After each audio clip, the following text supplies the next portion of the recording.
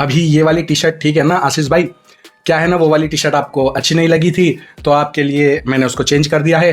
वैसे मेरा ये थोबड़ा भी आपको पसंद नहीं है। मुझे तेरा थोबड़ा पसंद नहीं है भाई, तू अपना थोबड़ा हटा दे। तू हटाएगा क्या? पर इसके लिए सॉरी, ये मैं चेंज नहीं कर पाऊंगा क्योंकि यीशु ने ऐसा ही बनाया है मेरा थोबड़ा काला पीला। तो भाई इसके लिए मैं माफ़ी चाहूँगा। फिलहाल आप इसी से काम चला लो। यीशु से मैं प्रार्थना करूँगा हो सके तो मेरा थोबड़ा चेंज कर दे, क्योंकि हमारे आशीष भाई को अफ्रीका के काले 2 कौड़ी के लोग पसंद नहीं है। चल चल निकल 2 कौड़ी के गुलाब जामुन अफ्रीका का। होप यीशु मसीह मेरी प्रार्थना जल्दी सुन लेंगे। आशीष भाई ये वीडियो भी आपके लिए फैक्ट चेक वीडियो है, कोई रोस्टिंग वीडियो नहीं है। क्योंकि रोस्टिंग हम लोग स्कूल और कॉलेज में किया करते थे प्रभु में आने से पहले, और यकीन मानो हम लोग इतना गंदा इतना खतरनाक रोस्टिंग करते थे कि सामने वाले को रोने रुआ देते थे। पर जब हमने बपतिस्मा लिया, बपतिस्मा वाले दिन वो सब बातें हमने पीछे छोड़ दी। हम अब दोबारा वो नहीं करेंगे। इब्रानियों अध्याय 10 उसके 26 में लिखा है, क्योंकि यदि हम सत्य की पहचान प्राप्त करने के बाद जानबूझकर पाप करें तो पापों के लिए फिर कोई बलिदान बाकी नहीं रह जाता। आपने रेस्पॉन्स वीडियो में भाई पता नहीं जल्दबाजी में या गुस्से में या फिर जानबूझकर कुछ ब्लंडर मिस्टेक्स कर दी हैं, और 1 या 2 नहीं बल्कि कई सारे झूठ भी गढ़ दिए हैं। आगे वीडियो में मैं आपको प्रेम पूर्वक बताऊंगा, तो जल्दी से वीडियो को शुरू करते हैं। क्योंकि रिस्पॉन्स वीडियो लंबी हो जाती है तो थोड़ा एडजस्ट कर लेना। पहले रिक्वेस्ट है आप सभी से मेरी, हमारे भाई को प्रार्थना की बहुत जरूरत है, तो आशीष भाई के लिए प्रार्थना करते रहें।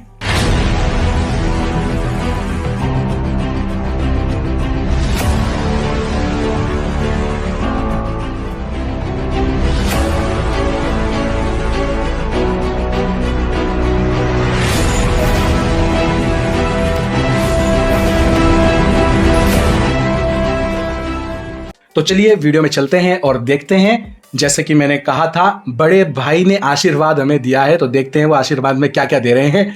भाई ने सबसे पहले हमें अपने भले भंडार में से भलाई के तौर पर निकाली है रेसिस्ट वाली बातें, कि मैं गुलाब जामुन लगता हूं, वो भी अफ्रीका वाला, मतलब कि काला गुलाब जामुन। एक भाई जो भाई गुलाब जामुन लगता है, वो भी साउथ अफ्रीका का, ये भाई गुलाब जामुन। अब भाई ये मत बोलना कि मैंने काला कहाँ कहा, मैंने काला नहीं कहा। ये बात ये साबित करेगी कि आप मसीहों को बेवकूफ़ समझते हो शायद। सारी दुनिया जानती है गुलाब जामुन काला होता है और अफ्रीका को भी काले रंग के साथ जोड़ा जाता है। तो जनता को बेवकूफ़ समझना आप बंद करें। आप रेसिस्ट भी हो, ये भी हमें पता चल गया इस बहाने से। खाली प्रेम ही नहीं लिखा है पौलुस ने, वहाँ पे डांटा है, गालियाँ दी है। तुम व्यभिचारी हो कोरिन्थियों के चर्च का, तुम ये हो, तुम झूठ बोलते हो, तुम ऐसा करते हो। नहीं, गाली नहीं दी संत पौलुस ने। हाँ डांटा है पर गाली नहीं दी मेरे भाई। अगर व्यभिचारी कहना गाली देना है तो भाई आप ये देख लो, गूगल से ही पूछ लो कि क्या व्यभिचारी शब्द गाली का शब्द है। While adultery itself isn't typically considered an abusive term, और ChatGPT से भी पूछ लो, व्यभिचारी शब्द स्वयं में कोई गाली, अशिष्ट या अपमानजनक शब्द नहीं है, लेकिन यह एक नकारात्मक और नैतिक रूप से आरोपित शब्द है। यह आमतौर पर किसी व्यक्ति के अनैतिक यौन आचरण को दर्शाने के लिए प्रयोग किया जाता है। तो आपके कह देने से कि पौलुस ने बाइबल में या पौलुस ने किसी ने भी बाइबल में व्यभिचार कहा तो वो गाली का शब्द था, तो ऐसे नहीं मेरे भाई। व्यभिचारी शब्द बिल्कुल एक डांटने का शब्द है, एक आरोप लगाने का शब्द है, एक पापी ठहराने का शब्द है, नो डाउट, पर एक गाली का शब्द नहीं है। समझो भाई, अपनी ही डिक्शनरी मत बनाओ। गूगल, इंसाइक्लोपीडिया, ChatGPT, किसी की तो बात मानो। तो मीम्स में इस्तेमाल करता हूँ, क्या उसमें कुछ गंदगी होती है? क्या वो मीम्स कोई गलत संदेश देते हैं लोगों को कि कुछ ऐसा लड़की वड़की ऐसा कुछ शरीर का अंग दिखा रहा है? क्या कुछ ऐसा होता है? नहीं होता ना। क्या कुछ गालियां होती है उसमें? नहीं होता ना। तो आपको मीम्स से क्या आपत्ति है भाई? मैंने कहा ही नहीं था कि आपके मीम्स से कोई दिक्कत है। मैंने कहा था कि मीम्स तक तो ठीक था। अपनी यूट्यूब जर्नी के कुछ महीनों में ही आपने अपनी वीडियो में मीम्स को यूज करना शुरू कर दिया था, और फिर कुछ 1 सालों में ही आपकी लैंग्वेज भी आपने मीम्स वाली ही बना ली थी। इतना भी ठीक था। तो ये लाइन आपने सुनी नहीं होगी शायद, चलो कोई बात नहीं। क्या मेरी भाषा जिस तरीके से मैं बोलता हूँ उसमें मैं कोई गाली देता हूँ? गंदी गाली नहीं देता ना। तो भाई ये क्या है? शिव जी के भाई, शिव जी के भाई, शिव जी के भाई, शिव जी के भाई, शिव जी के। और एक वीडियो और थी आपकी, आंटी की घंटी के नाम से शायद आपने वो बनाई थी, और वो शायद डिलीट कर दिया आपने। वो वीडियो शॉर्ट्स वीडियो में नहीं थी, वो लॉन्ग वीडियो में थी और शायद 2 पार्ट में बनाई थी आपने। उसकी मुझे याद है, उसमें आपने साला भी बोला था और भी कुछ बोला था, वो मुझे याद नहीं आ रहा, पर वो वीडियो डिलीट कर रखे हैं आपने अपने चैनल पे। और इसका सबूत यह है कि आपकी कल वाली वीडियो के कमेंट में किसी ने आपको कमेंट में लिखा भी था कि भाई आप गाली देते तो हो। आपने उसको कमेंट में पूछा कि कौन सी गाली दी, उसने आंसर करा कि साला। तो फिर क्या हुआ, आपने उसका साला वाला कमेंट बकायदा डिलीट कर दिया और बाकी कमेंट सेम है, देख लो। मैंने स्क्रीनशॉट ले लिया था क्योंकि मैंने नोटिस किया था कल कि आप लोगों के वो वाले कमेंट्स जो हैं डिलीट कर दे रहे हो जो आपके फेवर में नहीं है। तो मैंने स्क्रीनशॉट ले लिया, प्रभु ने मुझे बुद्धि दी, वरना आप तो यहां पर भी मुझे झूठा बता देते। आपका कोई भरोसा नहीं है। हाँ क्यों, वो मैं आपको आगे वीडियो में बताऊंगा, पूरा देखना वीडियो भाई।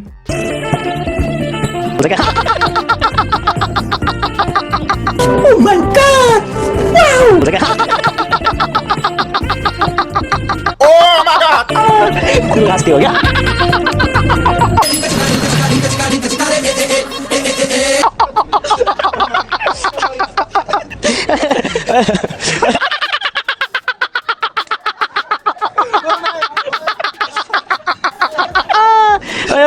व्यवस्था विवरण अध्याय 22 उसके 5 में लिखा है, कोई स्त्री पुरुष का पहरावा ना पहने और ना कोई पुरुष स्त्री का पहरावा पहने, क्योंकि ऐसे कामों के सब करने वाले तेरे परमेश्वर यहोवा की दृष्टि में घृणित हैं। आप अपनी वीडियोस को इंटरेस्टिंग बनाने के लिए ये वचन के विरुद्ध काम क्यों कर रहे हो बड़े भाई? मुझे तेरे ये टी शर्ट से भी आपत्ति है। ये जो तो ब्लैक एंड व्हाइट पहन रखा है, इल्यूमिनाटी का ब्लैक एंड व्हाइट इल्यूमिनाटी का चिन्ह है, तो खुद इल्यूमिनाटी है भाई। हैं सच्ची, मुझे तो दुकान वाले ने ब्लू और ग्रे कह के बेची थी। आप सही हो भाई, वो दुकान वाला ही गलत होगा। पूछूंगा मैं उसको, जाके दिखाऊंगा आपकी वीडियो कि आशीष भाई तो कह रहे हैं कि ये ब्लैक एंड व्हाइट है। अब आशीष भाई के आगे कोई कुछ बोल सकता है क्या? तो भाइयों और बहनों, ये ध्यान से देख लो, ब्लैक एंड व्हाइट, ओके, बिल्कुल ऐसे।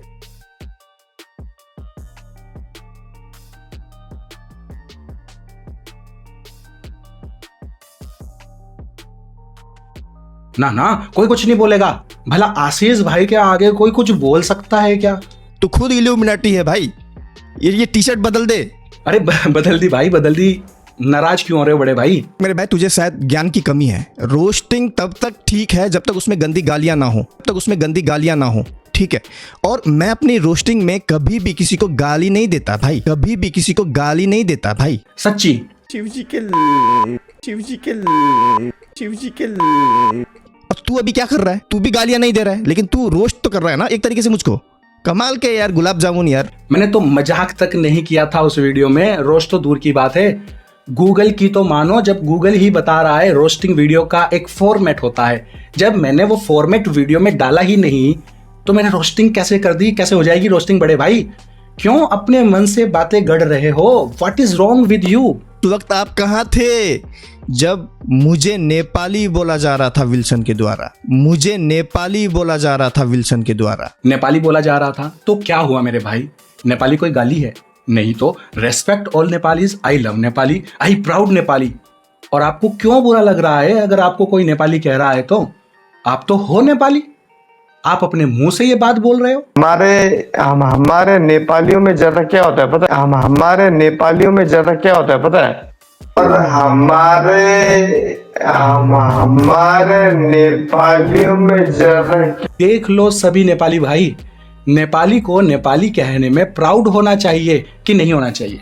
अरे आपने मुझे अफ्रीका का बोला, मेरे लिए तो वो भी प्राउड की बात है भाई। काले काले प्रभु में भाई। तो फिर तुझे आपत्ति किस चीज से? हाँ, मेरी भाषा से? गाली तो मैं देता नहीं। शिव जी के चलो मैं रोस्टिंग करता हूँ, लेकिन भाई रोस्टिंग में भी अलग अलग तरीके होते हैं। अगर कोई व्यक्ति रोस्टिंग करता है लेकिन गाली नहीं देता है, गंदा बात नहीं बोलता है, अपने मुंह से गालियां नहीं निकालता है, तो भाई उसमें कोई आपत्ति नहीं है। क्या कहा? गंदा बात नहीं बोलता?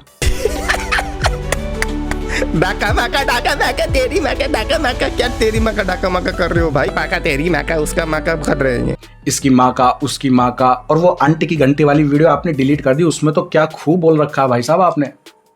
कभी इसने साथ नहीं दिया, अभी क्यों दे रहा है? क्योंकि अभी सब बना रहे हैं ना आशीष भाई, वायरल चल रहा है अभी इस वक्त। बदनामी सही लेकिन वायरल चल रहा है। सब वीडियो बना रहे हैं, वायरल चल रहा है, सबको वीडियो बनाने पर आपने मजबूर करा है भाई। आपने कोई आपके खिलाफ शौक में वीडियो नहीं बना रहा है बड़े भाई।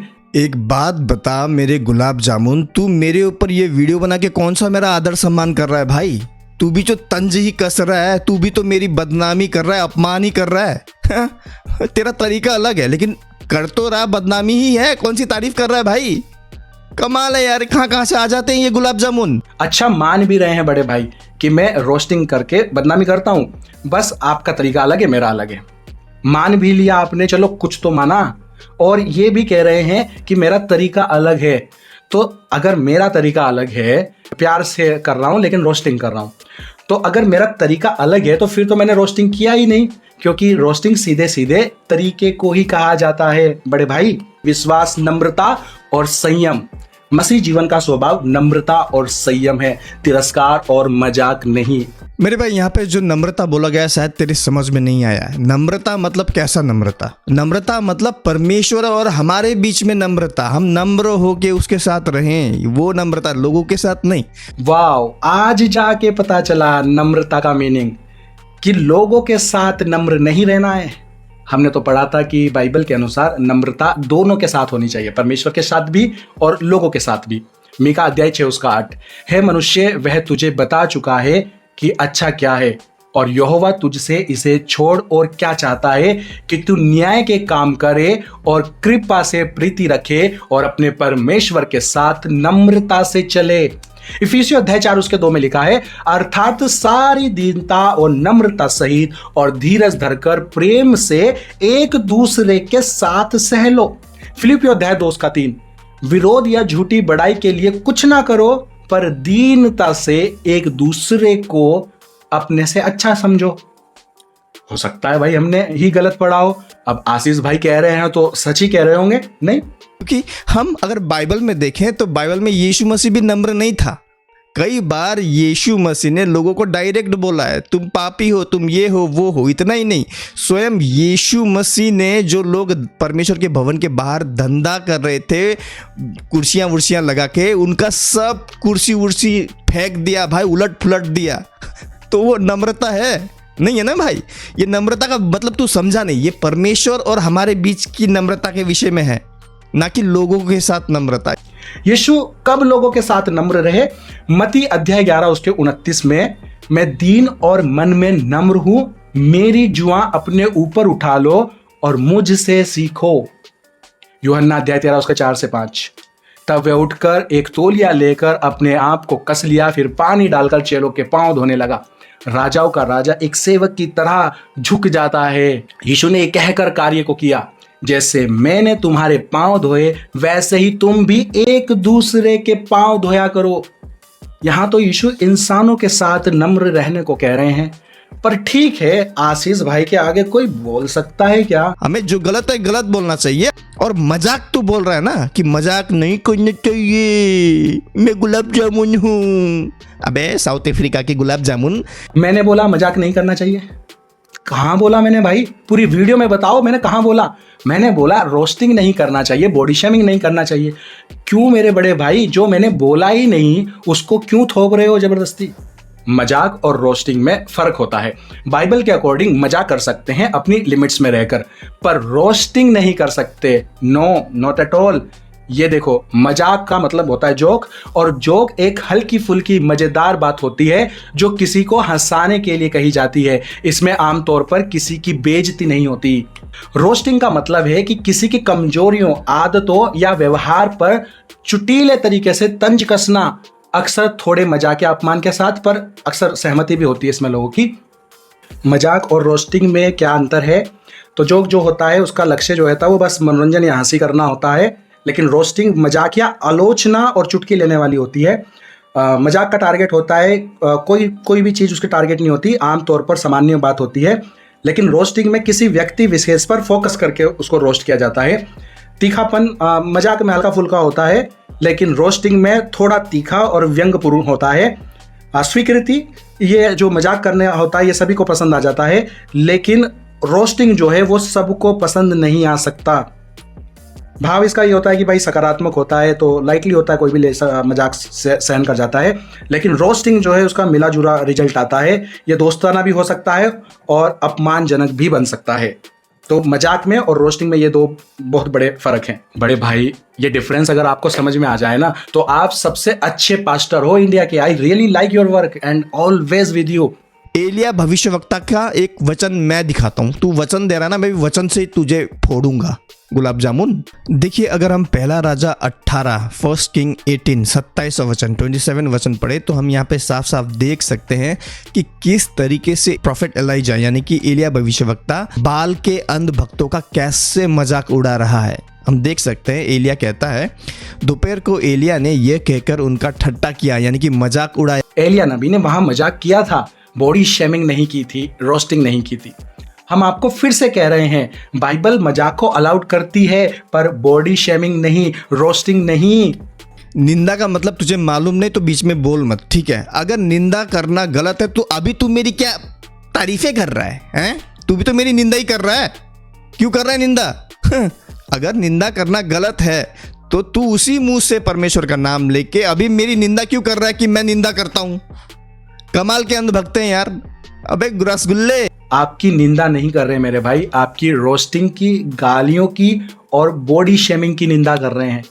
आपको तो प्रेम पूर्वक हम सलाह दे रहे हैं। बाइबल में वचन है ना भाई, दाऊद का पुत्र लिखता है भाई, शाऊल क्या लिखता है? हर चीज का समय होता है, हंसने का समय होता है, रोने का समय होता है, खुशी होने का समय होता है, दुखी होने का समय होता है, तारीफें करने का समय होता है, निंदा करने का भी समय होता है। हर चीज का समय होता है भाई। स्वोपदेशक में हर बात का समय लिखा है, पर निंदा करने का समय होता है ये मुझे कहीं नहीं लिखा हुआ मिला।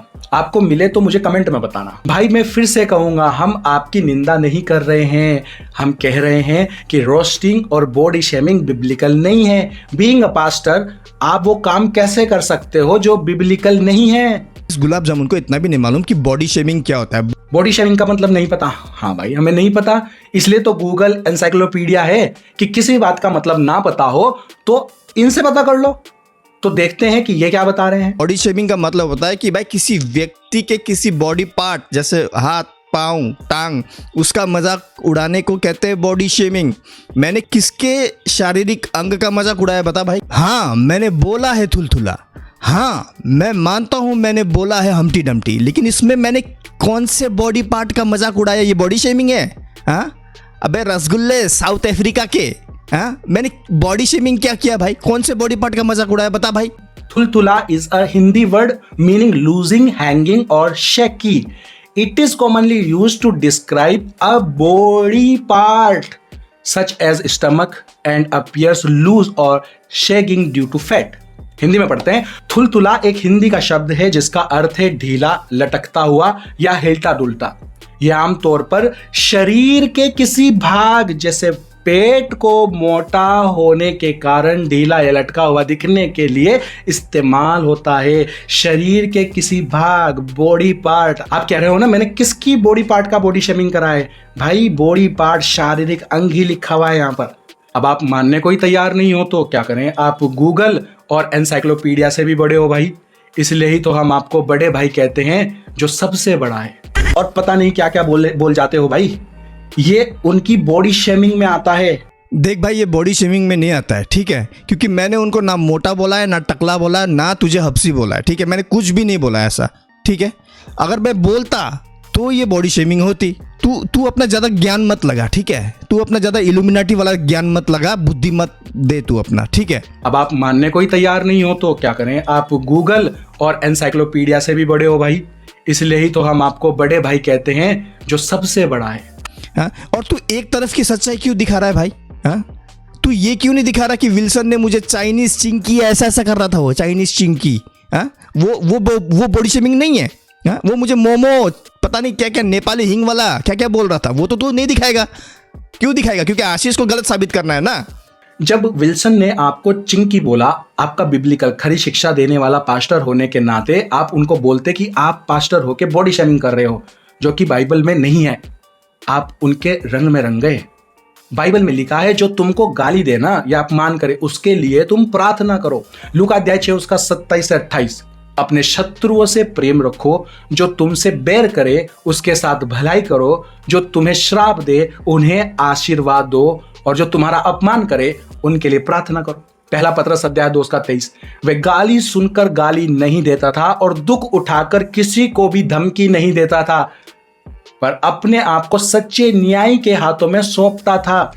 आपने इन वचनों का पालन करना चाहिए था।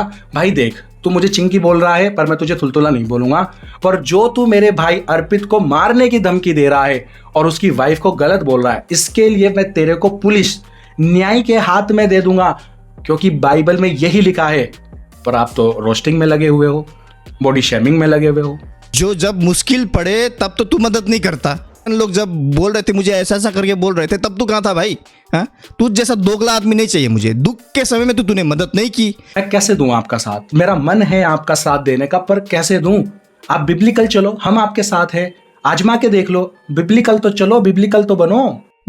तू ये नहीं दिखाएगा कि जो सचिन है वो अलमास को गधा बोल रहा था, गधा। सचिन ने अलमास को गधा इशारों में बोला था, कहानी के जरिए, मैं जानता हूं, पर अलमास भाई से ही सीख लो आप थोड़ा, बड़े भाई। उसने भी उसका जवाब अदब और तमीज के साथ दिया और कहा कि गधा तो मेरे लिए कॉम्प्लीमेंट्री है।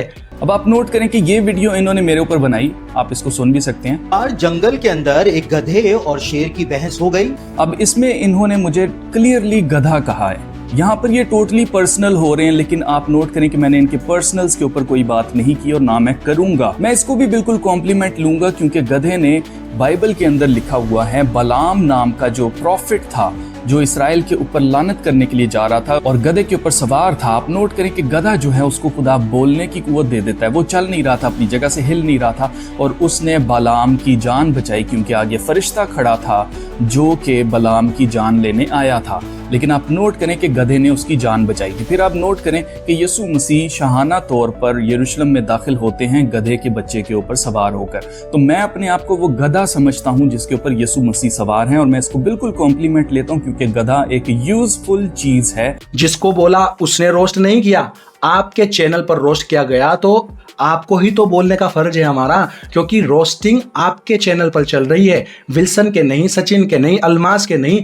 आप चला रहे हो non biblical roasting body shaming channel, तो आपको ही तो बोलना फर्ज है हमारा, बड़े भाई।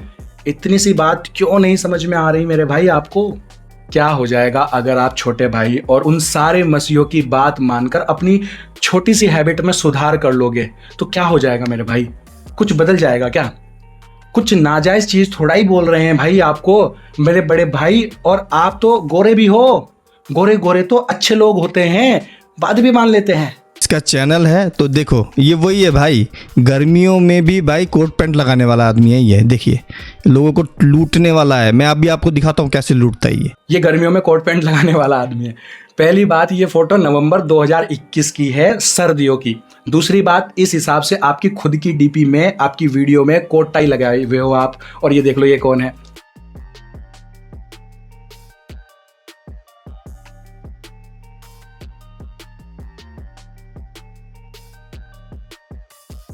कोट पैंट वाला लोगों को लूटने वाला होता है, तो आपके अलमास भाई ये भी कोट पैंट पहने हुए हैं। आप खुद ही कोट पैंट पहने हुए हो अपनी वीडियोस में। मामला क्या है मेरे भाई इस लॉजिक का? अब यहां से देखना आशीष भाई कैसे झूठ को गढ़ेंगे। झूठों को आप एक्सपोज करते करते झूठ भी गढ़ना सीख गए हो। झूठ नंबर 1, ये देखो, ये बाबा मांगाना फांगा कौन है? एक ये जो है, ये व्यक्ति बिल्कुल बिब्लिकल नहीं है, बाइबल में भविष्यवक्ता नहीं है, बाबा मांगा फांगा बोल गया। लेकिन ये इसकी भविष्यवाणी देखिए, 7 prophecies come true, इसका 7 भविष्यवाणी पूरा हो गया बोल रहा है। ये बाइबल का भविष्यवक्ता है ही नहीं। देखो कैसे लोगों को भरमा रहा है ये। हाँ, बाइबल से बाहर, जो कि बिल्कुल अनबिब्लिकल वीडियो बना के ये बोल रहा है भविष्यवाणी पूरा हो गया। देखो ये देखो कैसे लोगों को अट्रैक्ट करने के लिए ये थंबनेल डाला है। देखो पूरा ऐसा काला काला चेहरा बना कर रखा है। भाई तूने ये किया क्यों? तेरे को इसकी जरूरत नहीं पड़ेगा फिल्टर का। मैंने वीडियो में बाबा वांगा की प्रोफेसी के बारे में वीडियो बनाई। झूठ, आपने वीडियो खोल के देखी तक नहीं, क्योंकि वीडियो में तो मैंने ये कहा है। पर क्या बाबा वेंगो ने भी 2025 में इंडिया और पाकिस्तान के बीच न्यूक्लियर वॉर की भविष्यवाणी की थी? नहीं, ये एक फेक न्यूज है। ऐसी कोई भी प्रोफेसी बाबा वांगा ने किसी भी बुक में नहीं लिखी है। ये बस एक फेक पोस्ट है जो कि कुछ अमेरिकी वेबसाइट्स पर कई सालों से फैलाया जा रहा है। हाँ, 2025 में उन्होंने इंटरनेशनल वॉर्स की प्रोफेसी जरूर की थी, पर उसमें इंडिया और पाकिस्तान का नाम कभी भी नहीं लिया गया था। आपने थंबनेल देखा, झूठ गढ़ लिया। डोंट जज a book by its cover. YouTuber होके भी आप ऐसी ब्लंडर मिस्टेक कैसे कर सकते हो? स्ट्रेंज। झूठ नंबर 2, ये कोई पास्टर नहीं है, इसके पास कोई चर्च नहीं। हर वीडियो में पैसा मांगता है, ठीक है। एक तो ये कोई चर्च बिल्ड नहीं कर रहा जिसके लिए इसको पैसा चाहिए। इस वीडियो के अंत में ये देखो, ना ये भाई कोई पास्टर है किसी चर्च का, ना ये कोई प्रभु का शिक्षा देता है। बाबा मांगा पता नहीं, जो बाइबल से बाहर का भविष्यवक्ता है उसका भविष्यवाणी दिखा के बोलता है कि 7 भविष्यवाणी पूरी हो गई, जो कि बिल्कुल अनबिब्लिकल है। ये कोई चर्च बिल्ड कर रहा है। तो एक लाइव में देख लेते मेरे भाई, जाके यूट्यूब चैनल पर मेरे लाइव सेक्शन में देखते। मेरे पास चर्च भी है और भाई मैं पास्टर भी हूं।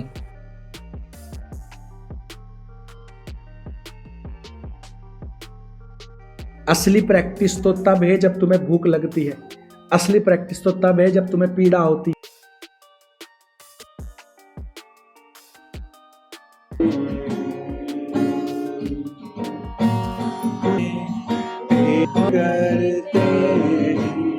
पता नहीं ये वाला झूठ आपने क्यों गढ़ा, प्रभु ही जाने। झूठ नंबर 3, वीडियो में मूर्ति पूजा सिखा रहा है। ये देखो, ये एक वीडियो डाला है, fallen angels statue found in Siberia. यानी साइबेरिया में क्या हुआ, फॉलन एंजल्स का मूर्ति मिला। अब देखो, मूर्ति पूजा भी एक तरीके से सिखा रहा है। ये देखो, मूर्ति पूजा भी सिखा रहा है एक तरीके से। वीडियो खोल के ही नहीं देखा भाई आपने। अभी देखिए, ये पैसा मांग रहा है। आप हमारे काम में हमें ज्वाइन और सपोर्ट कर सकते हैं। तो चलिए, देखो ये पैसा मांग रहा है, क्यों? ना ही ये कोई चर्च बिल्ड कर रहा है। तो एक व्यक्ति बोल रहा है कि भाई पैसा मांगना अच्छा बात नहीं है, इससे मसीहत की बदनामी हो रही है। वीडियो में पैसा मांग रहा है, इस हिसाब से तो अलमास भाई भी बोल रहा है मुझे ज्वाइन करो। वर्ल्ड मैं सोच भी नहीं सकता था कि मुझे इतना प्यार आपसे मिलेगा, इतनी सपोर्ट मिलेगी। अब वो लोग जो ज्वाइन नहीं कर पा रहे हैं क्योंकि पाकिस्तान के अंदर ये ऑप्शन ही अवेलेबल नहीं है, तो आपने बिल्कुल भी डिसहार्ट नहीं होना है। आप हियर एंड सी मिनिस्ट्री वाला भी बोल रहा है गूगल पे सपोर्ट करें। हम उन लोगों के लिए विशेष धन्यवाद देना चाहते हैं जो हमें SBI पे, गूगल पे और पेपलिंक के द्वारा हमारी सेवकाई में बोते हैं। डिस्क्रिप्शन बॉक्स में दिए हुए लिंक से आप भी बो सकते हैं। मैंने सपोर्ट के लिए बोल दिया तो मैं लुटेरा हो गया, अजीब बात है। झूठ नंबर 4, यूट्यूब एड्स आ रहे हैं और उससे ये पैसे कमा रहा है। Please tell me how will I should maintain my expense and life needs. तो मैं अपना खर्चा कैसे पूरा करूंगा अगर पैसा नहीं मांगूंगा? अरे भाई, यूट्यूब एड्स आ रहा है ना, उससे पैसा कमा रहा है ना भाई, और एक्स्ट्रा पैसा क्यों चाहिए तेरे को? ना तू कोई चर्च बिल्ड कर रहा है, ना कुछ कर रहा है, हाँ? और ना ही तू पास्टर है। खैर, ये देखो, मेरा चैनल है भाई, ये 2023 का मोनेटाइज हुआ है ये दिसंबर 2024 में। अभी तक बने हैं कुल $143, जो कि आज की डेट तक भी मेरे अकाउंट में नहीं आए हैं। 2023 से मैं फुल टाइम यूट्यूब कर रहा हूं, 2 साल से यूट्यूब से अभी तक कुछ भी नहीं आया है। Please tell me how will I should maintain my expense and life needs. तो मैं अपना खर्चा कैसे पूरा करूंगा अगर पैसा नहीं मांगूंगा? अरे भाई, यूट्यूब एड्स आ रहा है ना, उससे पैसा कमा रहा है ना भाई, और एक्स्ट्रा पैसा क्यों चाहिए तेरे को? ना तू कोई चर्च बिल्ड कर रहा है, ना कुछ कर रहा है। एक्स्ट्रा पैसा क्यों चाहिए? पहली बात, अभी एक्स्ट्रा पैसा तो छोड़ो भाई, मुझे वैसा पैसा भी नहीं आया है। और दूसरी बात, इस वाली वीडियो में मैंने एक घटना शेयर करी थी जब एक लड़की ने पॉइजन खा के, जहर खा के वो एक्सपायर हो गई थी। तो वहाँ हमें उनकी मदद में हमारे हज़ारों रुपए खर्च हो गए थे, 1-2 हज़ार नहीं, काफ़ी हज़ार रुपए हमारे खर्च हो गए थे। और उसके 2 हफ्तों के बाद एक भाई का फ़ोन आया हमें कि वाइफ हॉस्पिटल में है और हमारी हेल्प करो, नहीं तो बच्चा और माँ दोनों ख़त्म हो जाएंगे। उन दिनों में बहुत तंगी में था, मैं हेल्प नहीं कर पाया, थोड़ी बहुत भी नहीं कर पाया, और वो बच्चा और माँ दोनों ख़त्म हो गए। मैं उन दिनों बहुत रोया था। उसके बाद जब मैं प्रार्थना में गया, आत्मा ने मुझे कहा कि तुम सपोर्ट के लिए लोगों को बोलो और कारण मत बताना, मैं अपने आप अगुवाई करूंगा। तब मैंने फर्स्ट टाइम इस वाली वीडियो में 2 साल के बाद सपोर्ट के लिए बोला। 2 साल पहले एक वीडियो थी 25 दिसंबर वाली और एक टाइथ वाली वीडियो थी शायद, उसमें मैंने एक बार बोला था कि सपोर्ट के लिए आप हमें हेल्प कर सकते हैं, लेकिन फिर मैंने बंद कर दिया था। तो 23 मार्च 2025 में मैंने पहली बार इस वाली वीडियो में मैंने सपोर्ट के लिए लोगों से बोला था। और ये देख लो, इस भाई की वाइफ कौन सी डेट में एक्सपायर हुई थी? 24 मार्च को, और इनसे मेरी बात हुई थी 22 मार्च को। तो भाई, जरूरतमंदों के लिए आत्मा ने कहा है, तो इसलिए बोल रहे हैं सपोर्ट करने के लिए। और उसके बाद कितनों की मदद की है वो भी मेरे पास पूरा डाटा है। खैर, आप नहीं समझोगे बड़े भाई। ऐसा है, जो भी आ रहा है, इकट्ठा हो रहा है, उससे हम चर्च बिल्डिंग करेंगे। तो ये तो चर्च नहीं बना रहा भाई। आप चर्च बिल्डिंग के लिए मांग रहे हो, सही है, हमारा मानना है कि मजदूर को उसकी मजदूरी मिलनी चाहिए, ये बाइबल में लिखा है। पर किसी कारण से मान लो अगर आप चर्च ना बना पाए तो करोगे आप लोगों का पैसा वापस? क्योंकि आपने कहा है, और किसी चीज के लिए हम नहीं मांग रहे, हम सिर्फ चर्च के लिए लेते हैं। तो चर्च किसी कारण से नहीं बना तो वापस कर देना, ओके भाई, लोगों के पैसे। झूठ नंबर 5, लोगों से मांग मांग के पैसा इसने कार खरीदी है। तो ये तो चर्च नहीं बना रहा, लेकिन ये क्या क्या कर रहा है? इन पैसों से, यूट्यूब के पैसों से घर चला रहा है, और बाकी जो लोगों से मांग के पैसा इसने इकट्ठा किया है, इसने कार खरीदा है। मैं दिखाता हूँ आपको, जरा ये देखो इसको, ये देखो। अरे बाप क्या है ये? चलो कोई छोड़ो यार, अभी देखो इसका जो कार है, वो कार किसी ने मेरी गाड़ी। अभी देखिए इसका जो कार है, ये यूट्यूब के पैसे से तो इसने ये घर चलाता है, और आपके पैसों से इसने कार खरीद लिया, और लोग ऐसों को ही सपोर्ट करते हैं। भाई ये देखो कार खरीद लिया, और भाई ये रही मेरी कार की आरसी, डेट देख लो 6/2022 की है, और चैनल स्टार्ट किया था जून 2023 में। तो बड़े भाई किस हिसाब से मैंने 2022 की कार को पैसे मांग मांग के खरीद ली। हमारा अपना खुद का काम है घर पे, पापा आर्मी से है, उनकी पेंशन आती है, कुछ कमरे हमने रेंट पे दे रखे हैं, तो हमारा घर खर्चा ऐसे चलता है। पापा की पेंशन से हमने कार ली, और इसकी ईएमआई आज भी जाती है, पापा और मैं मिल के इसकी ईएमआई भरते हैं। पता नहीं भाई आपको क्या जरूरत पड़ी ऐसे वाले झूठ गढ़ने की, प्रभु ही जाने। 2 थिस्सलुनीकियों अध्याय 2 उसका 10 से 12, और नाश होने वालों के लिए अधर्म के सब प्रकार के धोखे के साथ होगा, क्योंकि उन्होंने सत्य के प्रेम को ग्रहण नहीं किया जिससे उनका उद्धार होता, और इसी कारण परमेश्वर उनमें एक भटका देने वाली सामर्थ को भेजेगा ताकि वे झूठ की प्रतीति करें। और जितने लोग सत्य की प्रतीति नहीं करते वर्ण अधर्म से प्रसन्न होते हैं, सब दंड पाएंगे। बड़े भाई आप एक्सपोज चैनल चलाते हैं और दावा करते हैं खरी शिक्षा का चर्च बनाने का, और आप एक खरे शिक्षक होने के लिए क्लेम करते हैं, तो आप ये डिसाइड करें कि आपकी नींव सत्य के आधार पर टिकी हो, सत्य के वचन हमेशा आपकी पैरवाई करते रहें। आपने एलिया को बोला कि उन्होंने ठट्टा किया, पर एलिया ने अपने ठट्टे में भी अपनी तमीज नहीं खोई, और सत्य उनके साथ था। उन्होंने कोई झूठ नहीं गढ़ा अपनी तरफ से। आपने यीशु को बोला कि यीशु ने सब उलट दिया, पर यीशु ने क्रूस पे जाने तक भी अपनी तमीज नहीं खोई। यूहन्ना बपतिस्मा देने वाला सत्य के साथ खड़ा रहा, तमीज को कभी नहीं खोया। नया नियम मसीह लोगों को तमीज सिखाता है, युद्ध करना नहीं। आप खरे शिक्षक की पोजीशन पर खड़े होकर झूठ का सहारा नहीं ले सकते, और ना ही किसी के बारे में कल्पना कर सकते, क्योंकि धरती पर यीशु को छोड़ कोई भी ऐसा नहीं हुआ जो किसी के मन की बात को सुन ले। एक्सपोज चैनल फैक्ट्स, सत्य की संभावना और वचनों के आधार पर चलाए जाते हैं, कल्पना और झूठ का सहारा नहीं लेते। होप आप मेरी ये बात समझ पाएंगे। इतनी छोटी सी सलाह के साथ बड़े भाई को मेरा नमस्कार, और हमेशा याद रखना यीशु आपसे बेहद प्रेम करते हैं, और मैं भी आपसे प्यार करता हूं। मैं गॉड ब्लेस यू। दोस्तों आपके सामने है कैसे झूठ को एक्सपोज करते करते हमारे बड़े भाई अब अपनी ही ऑडियंस को खुश करने के लिए झूठ गढ़ना भी सीख गए हैं। पहले ऑडियंस को खुश करने के लिए लेडीज बन जा रहे थे,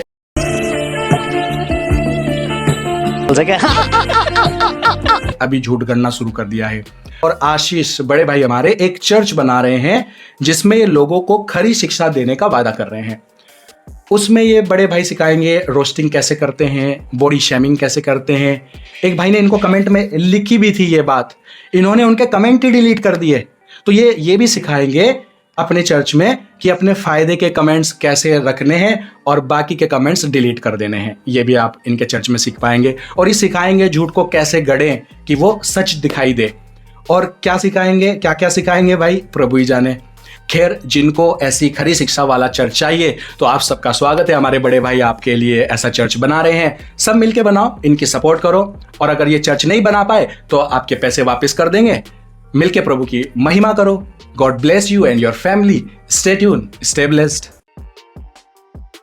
एक और बात जो मैं आपके साथ शेयर करना चाहता हूं कि हमारे जैसे चैनल्स पर YouTube एड्स का रिवेन्यू लिमिटेड कर देता है। मतलब कि एड से कोई भी खास इनकम नहीं होती है, इतनी भी नहीं कि एक्सपेंसेस भी निकाले जा सकें। और स्पॉन्सर्स हम जैसे चैनल्स को मिलते नहीं हैं। तो अगर आप चाहते हैं कि हम इसी तरह से वीडियोस को रेगुलर बना सकें और अपनी इस सेविकाई को ईमानदारी से कर पाएं, तो हमें आप मसीह भाई बहनों की सपोर्ट की जरूरत है। अगर आप हमारे इस इंडिपेंडेंट मसीह मीडिया को सपोर्ट करना चाहते हैं तो आप हमें ज्वाइन भी कर सकते हैं या डिस्क्रिप्शन में दिए गए नंबर पर गूगल पे भी कर सकते हैं। Thank you, may God bless you and your family. तो चलिए फिर मिलते हैं हमारी नेक्स्ट वीडियो में। Stay tune, stay blessed.